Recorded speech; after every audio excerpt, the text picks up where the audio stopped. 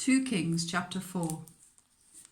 The wife of a man from the company of the prophets cried out to Elisha, "Your servant, my husband, is dead, and you know that he revered the Lord.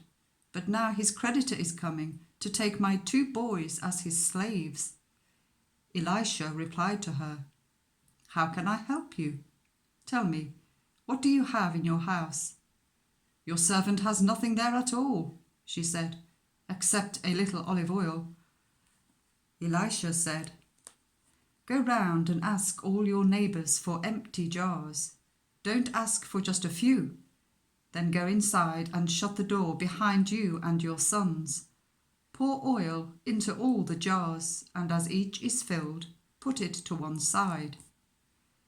She left him and shut the door behind her and her sons. They brought the jars to her, and she kept pouring. When all the jars were full, she said to her son, "Bring me another one." But he replied, "There is not a jar left." Then the oil stopped flowing. She went and told the man of God, and he said, "Go, sell the oil and pay your debts. You and your sons can live on what is left." One day Elisha went to Shunammite, and a well-to-do woman was there, who urged him to stay for a meal. So whenever he passed by, he stopped there to eat. She said to her husband, "I know that this man who often comes our way is a holy man of God. Let's make a small room on the roof and put in it a bed and a table, a chair and a lamp for him.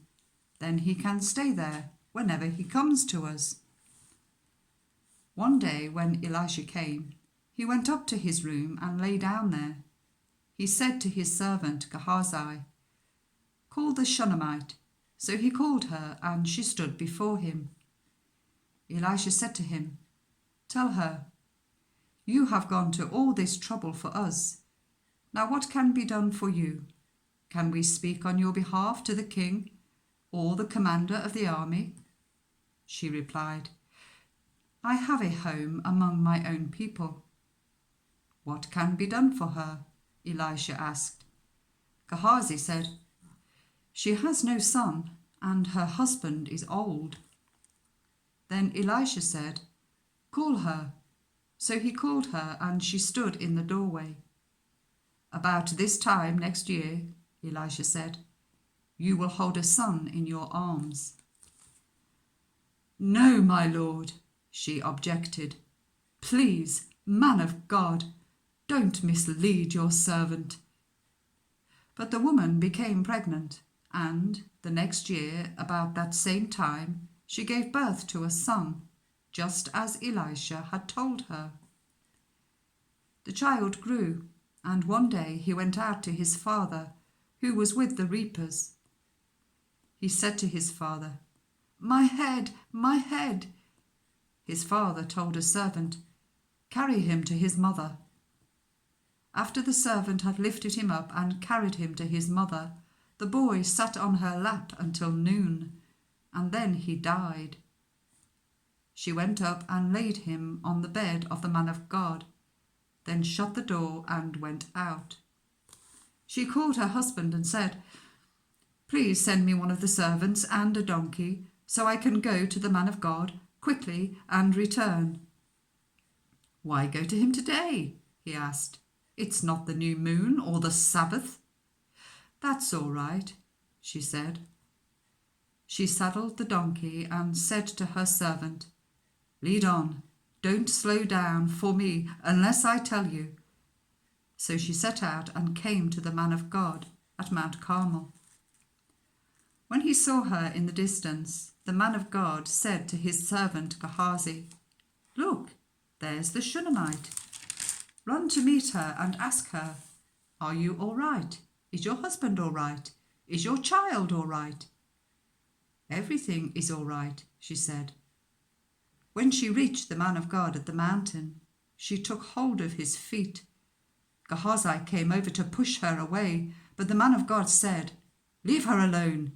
She is in bitter distress, but the Lord has hidden it from me and has not told me why." "Did I ask you for a son, my lord?" she said. "Didn't I tell you, don't raise my hopes?" Elisha said to Gehazi, "Tuck your cloak into your belt, take my staff in your hand and run. Don't greet anyone you meet, and if anyone greets you, do not answer. Lay my staff on the boy's face." But the child's mother said, "As surely as the Lord lives and as you live, I will not leave you." So he got up and followed her.